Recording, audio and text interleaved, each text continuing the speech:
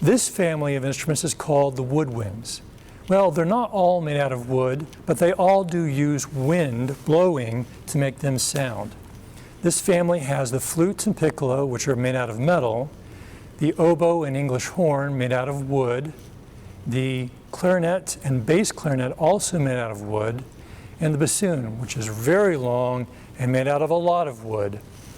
The flutes and piccolo blow across the edge of their instrument to make their sound, but all the other instruments use bamboo reeds to make their sound. You'll learn all about that in this group of instruments called the woodwinds. Hi, my name is Hannah Leffler, and today I'm going to introduce you to the flute and the piccolo. So this is my flute, and this is my piccolo. These belong to the same instrument family, but the piccolo plays about an octave higher than the flute. So it's actually one of the highest instruments in the orchestra, and you will hear that in just a moment. I actually started playing flute when I was about 9 years old. I lived in a small town in Oklahoma, and it was before I was ever in a band, but we had a flute teacher move to town, and one of my good friends started playing, and I wanted to be able to play duets with her. So my mom asked me if I wanted to play the flute, and I said, absolutely, what's a flute? And just played ever since and really loved it. So that is what I have been doing for my whole life. I've played for a really long time. I love the flute because I love the sound of it. I think it has a very pure and special sound, and it has the opportunity to have a lot of different sounds. Also, flute parts usually have a lot of notes and a lot of fast finger work, which is a lot of fun for me, and I really, really like it. So my flute, actually, I have named it Mia because I spend a lot of time with her. And so we are good friends and we spend many hours together. So this is Mia. So the flute is actually played, it has just a head joint here, and it's played by blowing air down into the hole on the flute. So I'm going to play just a little bit for you on the head joint so you can hear that. So I just put it under my bottom lip and play into it, and you can actually change the note significantly by sticking your finger in and out of the head joint, which is pretty fun. And I actually sometimes play Mary Had a Little Lamb on just the head joint. You can hear that.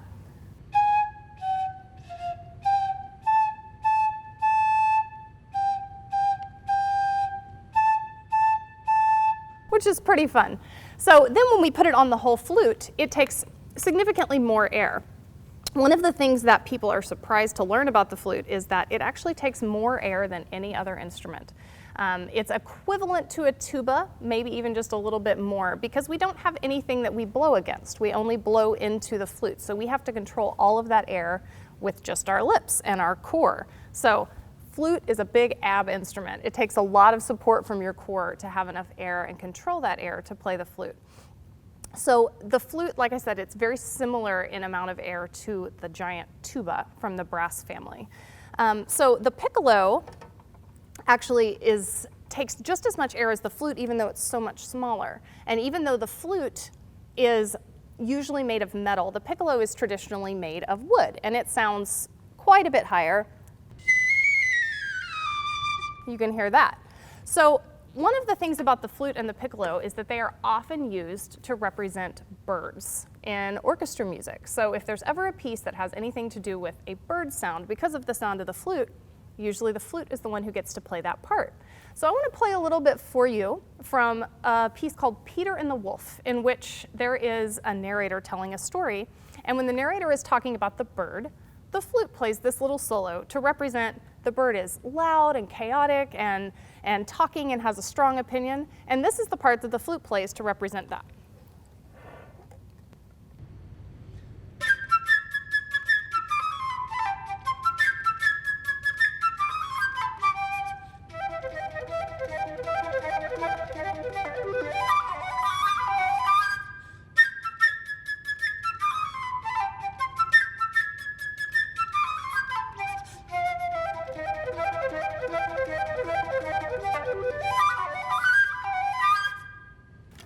That is the way that a flute sounds like a bird, and that is very common when playing flute music.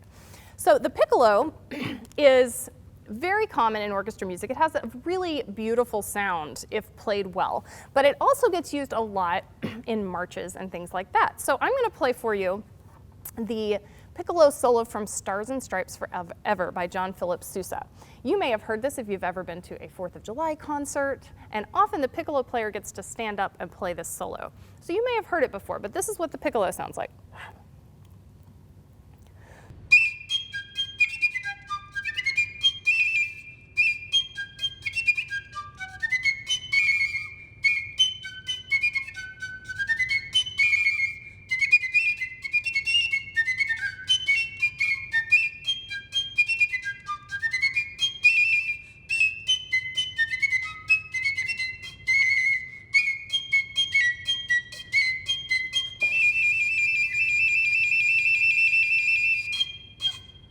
So it's very high and very loud. It's actually maybe the loudest instrument in the orchestra. You can hear it even when the full orchestra is playing. So that is the flute and the piccolo. I'm going to leave you with a tune you may know, because flute can also be used for fun, lighthearted kind of jazzy tunes. So I'm going to play a little bit, and I bet that you will recognize what this tune is just to finish. So it's nice to meet you, and I hope that you enjoyed learning about the flute and the piccolo.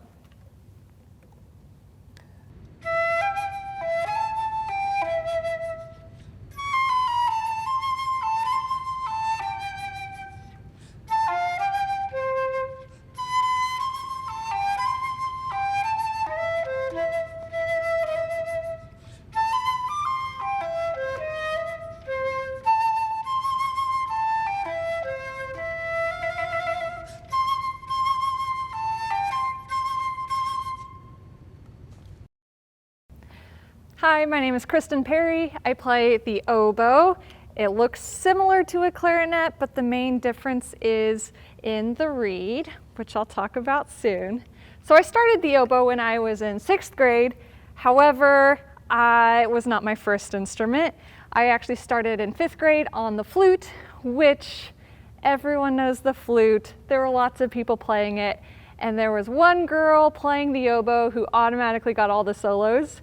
And that's what I wanted, so I switched. So the reed is very unique. It's a double reed similar to the bassoon. It's basically 2 pieces tied together. You blow into it, the reeds vibrate, and it makes a sound like this. So with the reed in the oboe now, I'm going to play for you a little bit of a solo that I enjoy playing. I've gotten to play it in full orchestra a couple times before.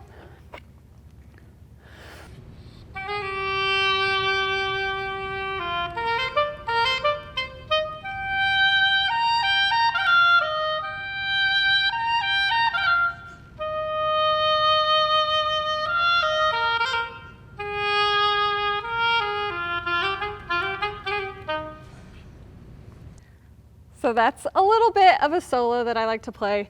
So the oboe is really a great instrument if you like solos, if you like to be unique in the spotlight. One unique thing about us is that we tune the whole orchestra at the beginning of all rehearsals, all concerts. We give the A and the whole orchestra tunes to us.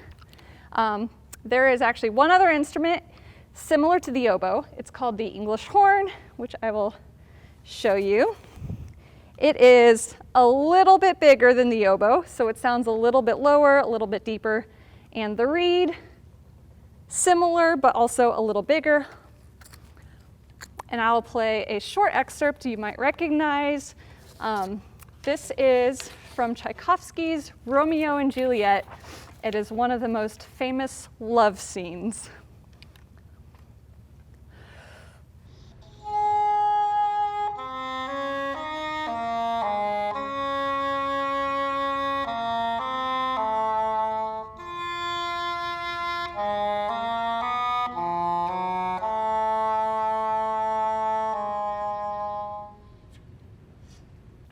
So oboe and English horn are great instruments for slower, lyrical melodies. They often get the love scenes like I just played. And lastly, I have for you one more love theme. You might recognize it if you're a fan of the Star Wars movies.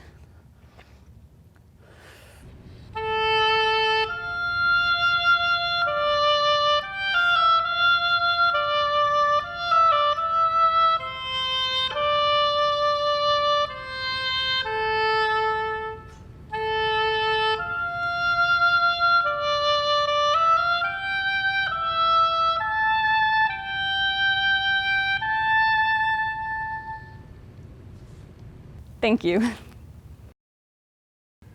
Hello, my name is Paul Dodds. I'm one of the 2 clarinet players in the Sherman Symphony. Normally we have 2 people playing clarinet, and this is what a clarinet looks like.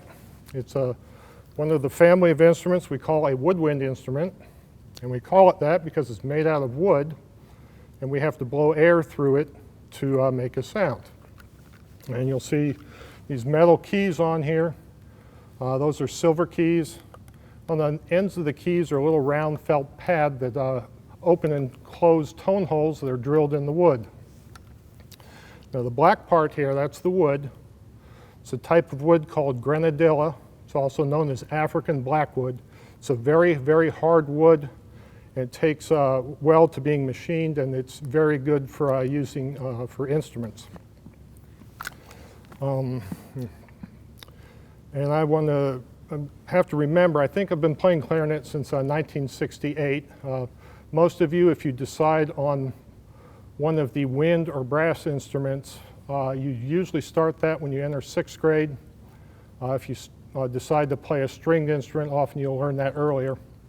So I learned to play this when I was 10 years old, starting 6th grade. And that was a long, long time ago. And my mother played clarinet, so that kind of influenced me to follow and do that. So I'm going to show you actually how we make a sound on it. This piece on the end, it's a piece of rubber. It's called a mouthpiece. And on the front is a little piece of wood that's called a reed. And here's what the reed looks like. It's a very thin piece of wood. And I will blow air through that mouthpiece and make this reed vibrate very quickly, and that's what produces the sound. That's what I call the wind instrument. If I blow air through it, I get a sound like this. And if I move my fingers and open or close holes, I can change the pitch or the type of note that comes out.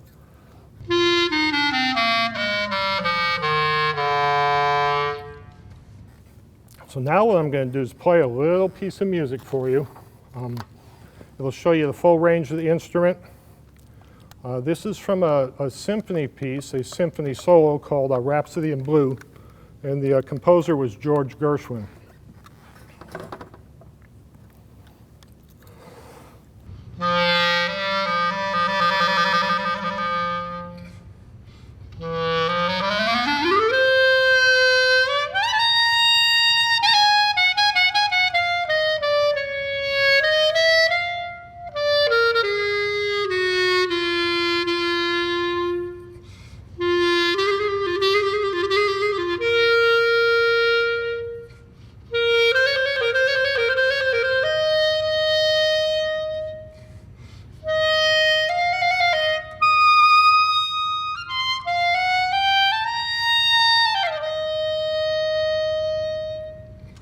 So that's kind of the full range of the instrument from low to high. I'm going to play one other little piece of music for you. But first, there's another instrument sitting next to me. And I said earlier, usually there's 2 clarinet players in the symphony. Every once in a while, we play a piece of music that asks for a different instrument. And we bring in a 3rd player. And this is also a clarinet. It's called a bass clarinet. Those of you who start band perhaps in middle school, you'll see these starting in 7th grade. There might be 2 or 3 of them in the band. And in the school band, there'll usually be anywhere from 6 to 15 of the smaller clarinets. When you get into a symphony, there's only 2 on the small and once in a while 1 on the big one. Now, like the other instrument, there is a mouthpiece on the end and a reed. You can see the bass is much, much bigger. And here's what the 2 reeds look like next to each other. It's the soprano reed or the little clarinet and the bass reed. Any of you already play an instrument, perhaps a string instrument or recorder, or maybe piano, you'll know what an octave is. This instrument is going to sound exactly 1 octave lower than the other instrument. And it's a little bit heavy, so I put a neck strap on here to help me support it. Everything's the same. I blow it the same. I finger it the same. It just sounds much lower and usually a little bit louder.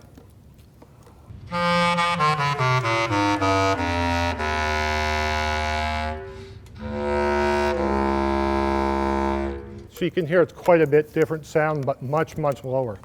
Right, now I'm going to play a piece of music, another short piece of music on both instruments so you can hear the difference.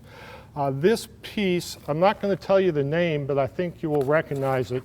It's from a movie that came out about 10 years ago. I think most students in elementary school or middle school will probably recognize this. So I'll play it on both instruments and then I'll tell you what it is. So here's the little clarinet or the soprano clarinet.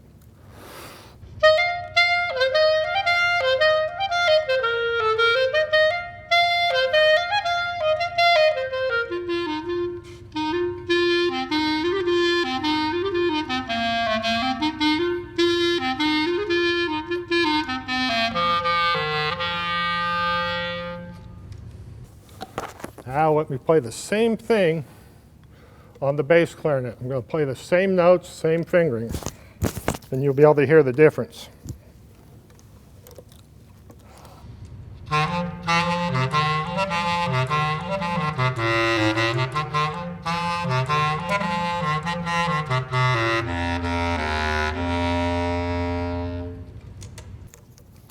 So that's the clarinets.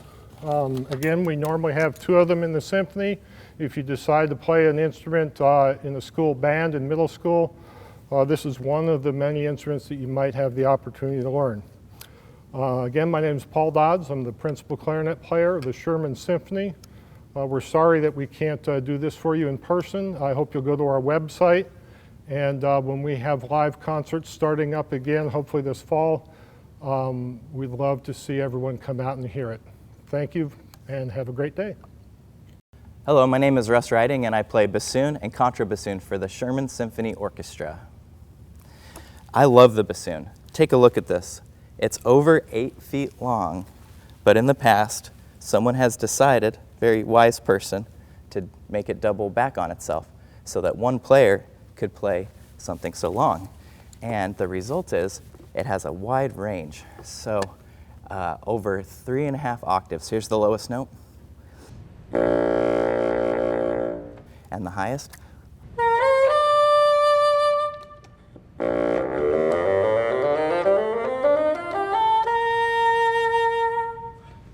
I started playing the bassoon when I was 12. My band director pulled it out of a case, and I became fascinated with the instrument. Just love to play it. It has a very distinctive character. Some people call it the Joker of the orchestra. But what our real role is for over 200 years is the bass of the woodwind family. So as a result, we get to play a lot of the same parts as the bass. I also have a contrabassoon here, and this is even lower. It was developed for opera. They wanted a really, really big bassoon.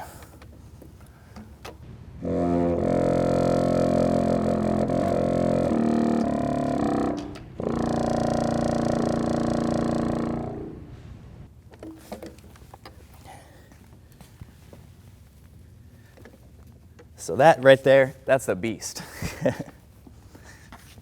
I'm going to play a couple of pieces. The first you'll probably recognize. If you've ever seen Fantasia, The Sorcerer's Apprentice, when Mickey and his broomsticks are dividing and doing crazy stuff, you'll hear this melody.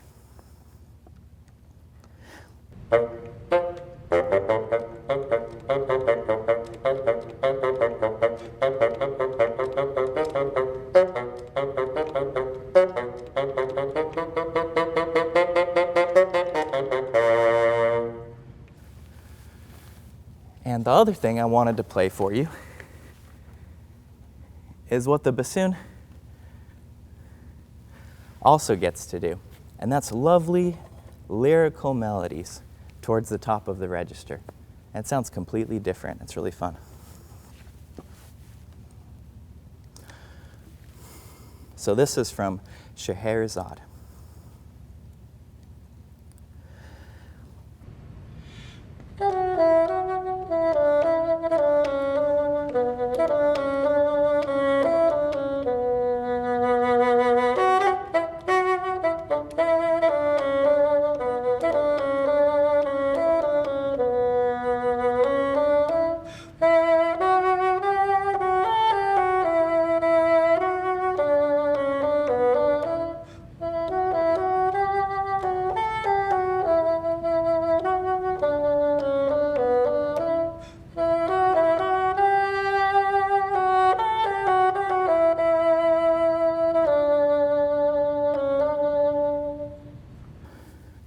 hope you enjoyed listening to the bassoon, and thank you.